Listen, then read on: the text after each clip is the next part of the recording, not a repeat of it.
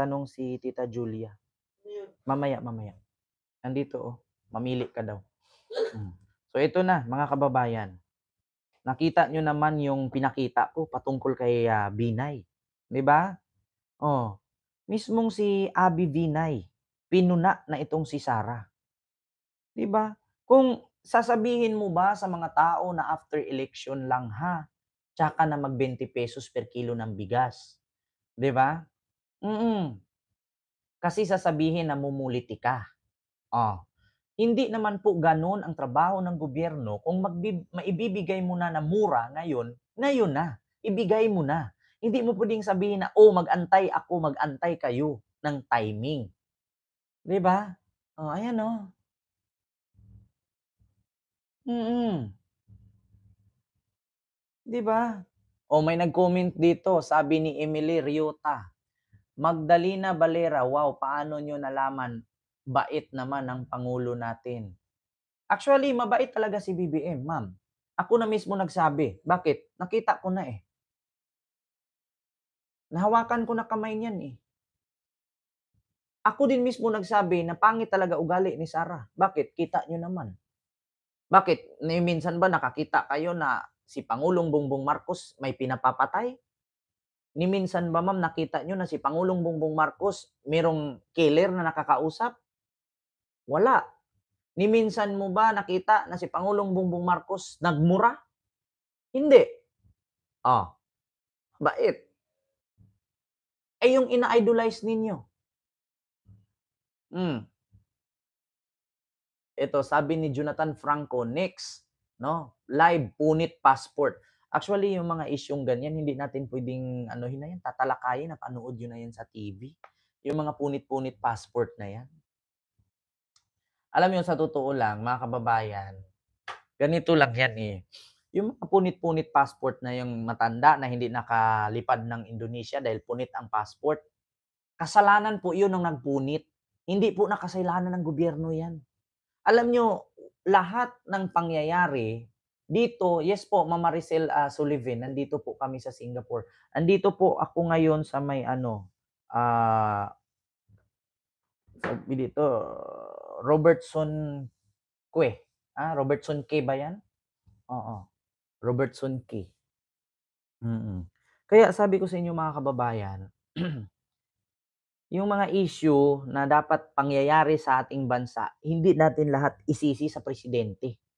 Yung patungkol sa punit-punit passport na yan, hindi po kasalanan ng presidente yung pagkapunit ng passport, kasalanan po yan nung nagpunit. Pati ba naman yung pagkapunit sa passport, si Pangulong Bongbong Marcos pa rin ba ang umaksyon yan?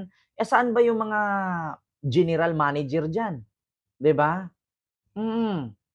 Saan ba yung tawag dito? Mga itinalaga niya dyan ng mga personnel sa NAIA. Bakit si Pangulong Bongbong Marcos pa ang gumawa? Katulad niyang nasa Davao. Sinisisi nila si BBM kasi dumami daw ang shabu sa Davao. May tanong ko lang, asan ba ang mayor dyan? Kung dumami ang shabu sa Davao, hindi kasalanan ni BBM yan. Kasalanan ng mga nanunungkulan dyan. Di ba? Huwag nyo nang bigyan at gawing kasalanan pa ni BBM yung punit passport, yung masakir sa Antipolo, yung sinakal na nagnakaw sa 7-Eleven, yung lasing na asawang namamato ng bahay, na binupukpok ng bato ang asawa. Di ba? Diyos ko. Ultimo yung Russian vlogger na nambastos ng mga security guard. Hindi po yun kasalanan ni BBM. Meron pong mga itinaga yung gobyerno na nanunungkulan dyan. Oo. Hindi po sabihin natin, may gera sa Mindanao. Kasalanan ba ng BBM yan? Andiyan naman yung mga politician sa Mindanao. Nandiyan yung congressman, mayor, gobernur. Andiyan yung mga barangay chairman, mga barangay kagawad. May pulis naman dyan, may kasundaluhan naman dyan. Bakit kasalanan pa ni BBM yan? Meron namang mga itinilaga dyan.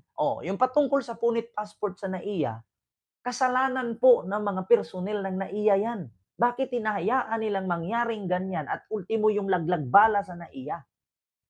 Hindi na po kasalanan ni BBM yan. Kung hindi kayang gampanan ng mga taga-NAIA yung issue na yan, dapat magsi-resign na sila.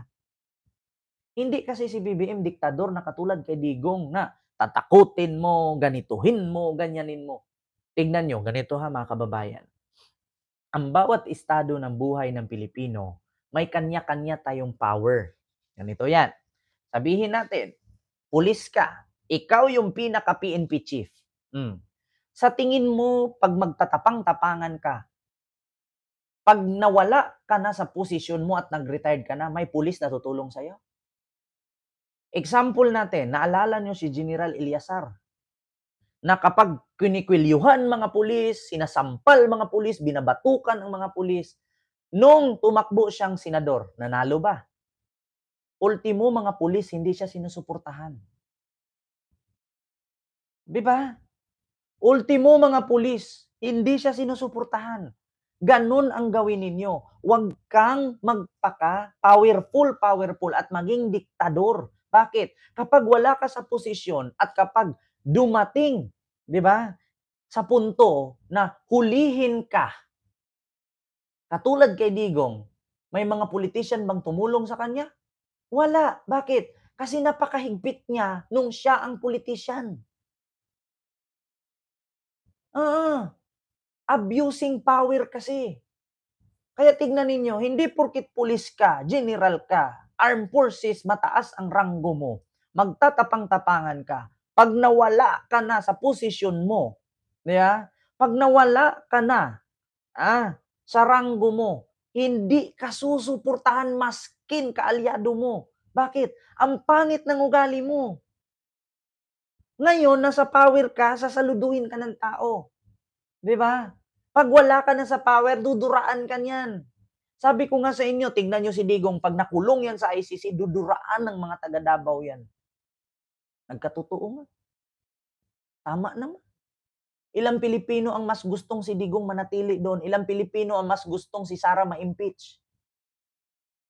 Kasi hindi nila nirespeto yung sarili nila. Mga powerful sila. Abusing power sila. Kaya pag yan mga wala sa posisyon, walang tutulong dyan. Kasi ang papangit ng ugali. Walang sasaludo dyan. Pangit ugali eh. Yan ang tandaan ninyo mga kababayan. Hindi porket may mga laglag bala sa airport, punit passport sa airport, ay kailangan ni BBM maging kamay na bakal. Kailangan ni BBM ilabas ang pangil. Hindi. Kasi kapag dumating ang panahon na si BBM mawala na sa posisyon, mawala sa pwesto, aapakan siya ng kapwa niya politician. Bakit? Bakit ka namin rerespetuhin? Bakit ka namin sasaluduhan? Ipukin ng ina nung ikaw ang nasa power, baboy ka. Maskin sino mga general na nanood sa akin ngayon, sasabihin nila yan, tama ang sinabi mo. Di ba, Ma'am Arlene? Oo. The most powerful attitude is to be kind. Kahit sinong general ng pulis ngayon, tandaan nyo kahit si General Marbil nanood sa akin, sasaludo yan. Bakit?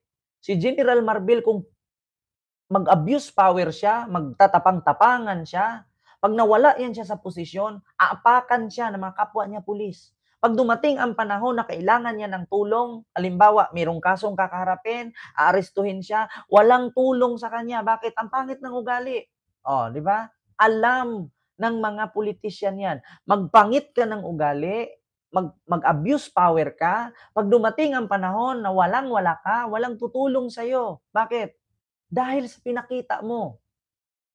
Tignan nyo ngayon, anong sabi ni Digong? Tinanong si Digong sa Congress, Sir, ang sabi mo, maraming nagmamahal sa'yo noon, nung ikaw presidente. Bakit ngayon, sir, nung nasa kagipitan ka ngayon, Mr. President, huhulihin ka na? Nasaan yung mga nagmamagaling-galing sa'yo noon, na kaalyado mo? Sabi ni Digong, ganyan ang tao. Dumadaan ang buhay. Kapag nasa power ka, mabango ka. Pag wala ka sa power, wala nang tutulong sa'yo. Di ba? Yan ang totoo. Kaya, hindi kailangan ni BBM maging diktador. Hindi kailangan ni BBM na maglabas ng pangil. Kasi pag dumating ang panahon na wala sa posisyon, walang tutulong sa kanya. Sabihin, ang pangit niya maging presidente. Bakit? Bastos ang bunganga. Tignan niyo si Digong nung kinulong, sigaw ng mga DDS, "Kaawaan ka ni Lord, Lord tulungan mo si Tatay Digong." Anong sagot ng mga taong nakarinig nung pinagmumura ni Digong ang Santo Papa? Sinawag niyang stupid ang Panginoon. Anong sabi ng mga tao? Ngayon nakahanap kayo ng Panginoon para kay Digong. Nung panahon si Digong ang presidente, pinagmumura ang Panginoon. 'Di ba? Anong sabi ng tao?